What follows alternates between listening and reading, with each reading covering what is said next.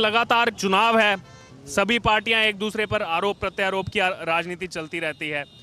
अभी केजरीवाल यहाँ पर लगातार हैं। उन्होंने एक जगह कहा कि देखो, मेरे जैसा कट्टर ईमानदार नेता पूरे देश में नहीं है। मैं सीना चौड़ा करके बोलता हूँ, मेरे जैसा कट्टर ईमानदार नेता पूरे देश में नहीं मिलेगा आपको। क्या बात है, पूरा देश देख रहा है, पूरा देश देख रहा है कि वो कितने बड़े ईमानदार हैं। उनका एक जेल में है, एक जेल के दरवाजे पे है और तीसरा बेल पे है। और अभी केजरीवाल भी बेचारे कहाँ जाएंगे। अभी वक्त का इंतजार करिए। दुनिया के सबसे बड़े शराबी को पंजाब का मुख्यमंत्री बनाने वाला केजरीवाल, वो बता रहा है। अरे बोलने दो ना, जनता सब देख रही है कौन ईमानदार है। उन्होंने तो, जब मनीष सिसोदिया का नाम बार बार आ रहा था, उन्होंने तो कहा मैं 22 साल से मनीष को जानता हूँ, ये बेचारा इतना देशभक्त आदमी है, ये कट्टर ईमानदार है। सर्टिफिकेट तो दे दिया था उन्होंने। हाँ, तो सर्टिफिकेट का डिपार्टमेंट उनके पास है क्या? वो तो सीबीआई के पास है, ईडी के पास है, वो देगी सर्टिफिकेट। वो तो क्या कहते हैं कि हमारे उत्तर प्रदेश में कहावत है ना कि अपने बच्चों की, अपने बेटी की सभी तारीफ करते हैं। वो तो समझ में आ रहा है, जांच हो रही है, जांच पूरी होने दो। ये दिल्ली को शराब की दुकान बनाने वाले ये घोटाला, अरे उन्होंने तो ठग को भी ठग लिया। वो सुकेश जो सारी दुनिया को ठगता था, उसको किसने ठगा? तो उसको सत्येंद्र जैन और केजरीवाल ने ठगा। वो क्या बोलेगा, जनता देख रही है। अच्छा, जो सीबीआई ईडी का जिक्र आप कर रहे हैं, उसको लेकर लगातार आम आदमी पार्टी कहती है ये तो बीजेपी के लिए काम कर रहे हैं, बीजेपी ने लगा दिया इनको मेरे पीछे। बिल्कुल बिल्कुल, बीजेपी ने लगा दिया। और जब नरेंद्र भाई के पीछे लगी थी, जब अमित शाह को तड़ीपार घोषित किया था, जब और तमाम लोगों को किया था, जब नरेंद्र भाई को फांसी पर चढ़ाने जा रहे थे, तो क्या केजरीवाल ने लगाया था उनको? वो स्वतंत्र संस्थाएं हैं, अपना काम करती हैं। चोर तो हमेशा जज को बेईमान बोलता है, ये कौन सी नई बात है? आपने पुराना जिक्र किया है, तो पहले भी लगातार जब भी चुनाव रहा है गुजरात में, कुछ ना कुछ ऐसी राजनीति रही है। चाहे 2007 में सोनिया गांधी ने कहा था नरेंद्र मोदी जी के लिए कि ये मौत के सौदागर हैं। 2017 में कहा था ये नीच हैं। अभी मधुसूदन मिस्त्री जो इतने बड़े नेता हैं, उन्होंने आके कहा कि हम तो इस बार पीएम मोदी जी को उनकी औकात बता देंगे गुजरात चुनाव। तो इसका तो जवाब मोदी जी ने खुद दिया था, आपके मीडिया ने ही दिखाया था। वो गाली दो ना, भगवान बुद्ध को गाली दिया लोगों ने, महावीर भगवान को गाली दिया, जिसने समाज को आगे ले जाने का काम किया, सबको गाली दिया लोगों ने। लेकिन बाद में पहचाने, अपनी गलती सुधारे। ये गाली देने वाली कांग्रेस इसीलिए रसातल में जा रही है। ये तो इस देश की जनता को भी गाली देती है, ये तो देवी देवताओं को भी गाली देते हैं, ये तो तमाम ईमानदार जनता को भी गाली देते हैं। इनका गाली हमारा हथियार है, हमारा आभूषण है, हमारी शोभा है। हम उसी को हथियार बनाकर लड़ेंगे और फिर से डबल इंजन की सरकार गुजरात में बनेगी। जिस मोरबी में हम इस समय खड़े हैं, 2017 चुनाव में यहाँ पर क्लीन स्वीप किया था कांग्रेस पार्टी ने, तो इस बार क्या स्ट्रैटेजी है बीजेपी?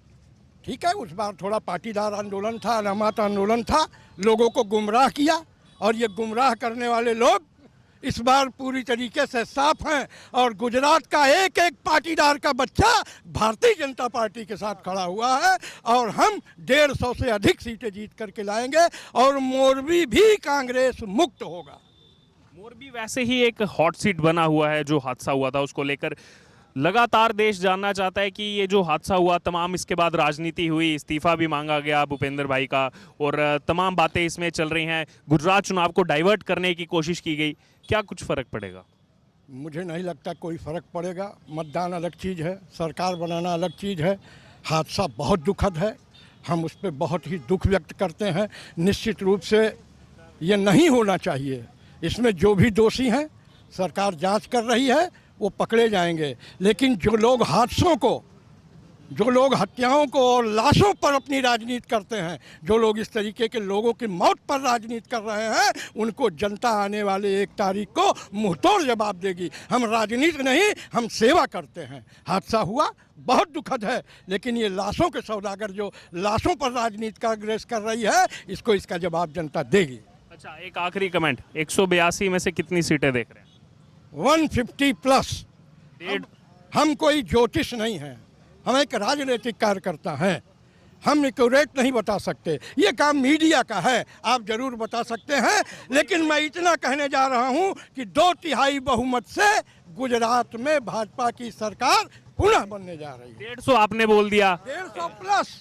150 चलिए मान लीजिए, 125 कांग्रेस कह रही है, 100 आम आदमी पार्टी, इस हिसाब से तो 375 सीटें होगी। सीटें तो 182 हैं। तो ये सवाल केजरीवाल भैया से पूछो ना, कहाँ से आ रही है?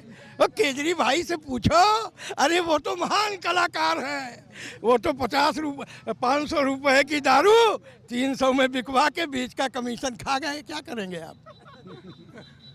वो तो हर बार जब भी ईडी या सीबीआई अपनी जांच करती है, वो कहते हैं आज 4% हमारा वोट बढ़ गया गुजरात में, आज 6% बढ़ गया, मनीष को गिरफ्तार करो, इतना बढ़ जाएगा। अरे वाह, क्या बात है केजरीवाल भाई, आप दिल्ली से इस्तीफा दे दो तो 100% बढ़ जाएगा। दे दो ना। इन नेताओं के जेल जाने से वोट बढ़ेगा। ये भारतीय लोकतंत्र का मजाक है। केजरीवाल न इस देश के संविधान की इज्जत करते हैं, न इस देश की जनता की इज्जत करते हैं, न गुजरात के लोगों की इज्जत करते हैं। अरे ये गुजरात है, यहाँ नरेंद्र भाई मोदी भगवान की तरह पूजे जाते हैं। केजरीवाल, तुम्हारी टोपी भी उतरेगी और जमानत भी जब्त हो जाएगी। आपने कहा नरेंद्र मोदी भगवान की तरह पूजे जाते हैं। कुछ दिन पहले केजरीवाल कह रहे थे कि भगवान ने तो विकल्प के तौर पे मेरे को ही भेजा, कृष्ण भगवान ने कंस की औलादों का खात्मा करने। हाँ, तो कंस को भेजा है, वो कंस ही है और उसका इलाज होगा, आप चिंता मत करो। यहाँ भगवान कृष्ण खुद खड़े हैं नरेंद्र मोदी के साथ। और इन सब बातों को चुनाव में लाने का कोई मतलब नहीं है कि उनको कंस ने भेजा है कि किसने भेजा है, वो जाने उनको किसने भेजा है।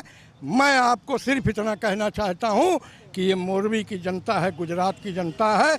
गुजरात के माटी के लाल ने पूरे हिंदुस्तान ही नहीं पूरी दुनिया में भारत का नाम खड़ा किया है, भारत को मान सम्मान दिलाया है और मोरबी की जनता उस उपकार को कभी भूल नहीं सकती। सर क्या नाम है आपका? मेरा नाम गौतम कुमार झा हुआ। मैं उत्तर भारतीय सेवा समाज मोरबी का प्रमुख हूँ।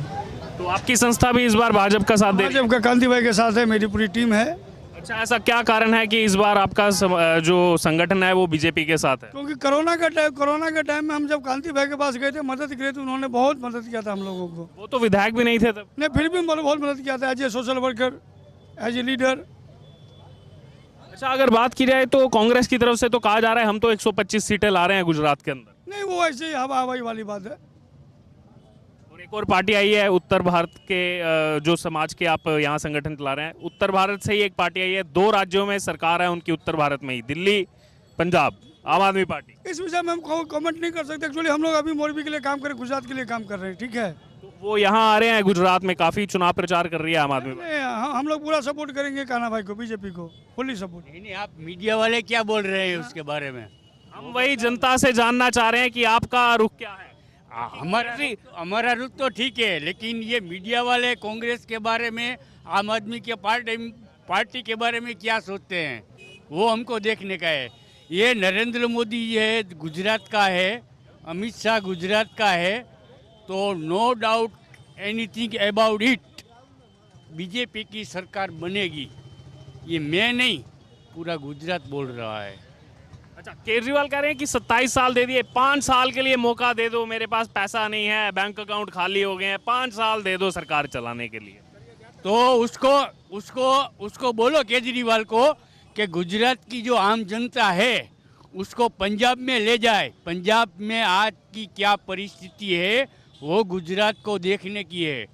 वहाँ हम पेपर में, टीवी में सब देख रहे हैं कि वहाँ हालत बहुत ही खराब है। क्राइम बढ़ गया है एकदम से। क्राइम बढ़ गया, ये चरस गांजा वो सब बढ़ गया है। ऐसा ये आपका टीवी वाला अखबार में हम लोग पढ़ते हैं। इसलिए हम केजरीवाल को इनवाइट कर रहे हैं कि यहाँ से लाखों गुजरातियों को पंजाब में ले जाओ और पंजाब को दिखाओ कि गुजरात क्या है, वो हम कहेंगे और हम देखेंगे कि पंजाब क्या है।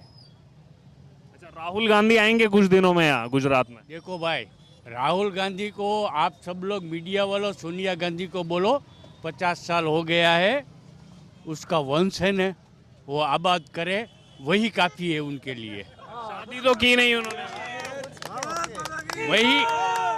वही रिक्वेस्ट हम सोनिया गांधी से आपके माध्यम से कर रहे हैं। सोनिया गांधी को ये रिक्वेस्ट कर रहे हैं आपके माध्यम से कि उससे कहो कि जो उसका परिवार है उसको आगे बढ़ाने का पहले वो काम करे, बाद में भारत देश के लिए सोचे। वो तो अभी व्यस्त है ना, भारत जोड़ो यात्रा में निकले हुए हैं, पैदल यात्रा कर रहे हैं। क्या करेगा वो सोनिया गांधी बोलेगा वही करेगा। इसलिए सोनिया को आप बोलो मीडिया वालों कि इसका शादी कर लो, बच्चे बच्चे हो जाएगा तो उसका वंश रहेगा। वंश नहीं रहेगा तो कांग्रेस कहाँ रहेगी? सोनिया राहुल तो कांग्रेस, अगर वो नहीं है तो कांग्रेस कहाँ? प्रियंका गांधी भी तो है, प्रियंका गांधी वाड्रा। देखो वो वाड्रा है, गांधी नहीं है। नाम तो प्रियंका गांधी लिखती हैं। वो तो कुछ भी लिखेंगे। मैं भी आपको बोलूँगा कि आप ठाकर साहब लिखो तो मैं मना करेगा। वो कुछ भी लिखते हैं, उसका मायनर क्या है? देश की सेवा के लिए प्रियंका ने किया, राहुल गांधी ने किया। ठीक है, आगे जो कुछ किया होगा, लेकिन आज की तारीख में पिछले 25 साल से कांग्रेस ने किया। प्रियंका गांधी जब अभी हिमाचल में भी चुनाव हुए, वहाँ दौरे पे गई थी, तो उन्होंने जनसभा में कहा था कि मेरे जो पिता हैं, मेरे पिता ने इस देश के लिए जो है शहादत दी। अपनी उन्होंने इंदिरा गांधी जी का जिक्र किया कि मेरे परिवार ने इतनी शहादत दी।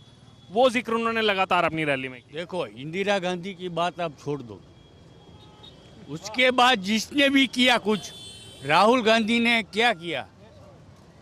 उसका मर्डर कोई भारतवासी ने नहीं किया है, ऊपर से आया था। कौन और क्यों हुआ वो सबको पता है।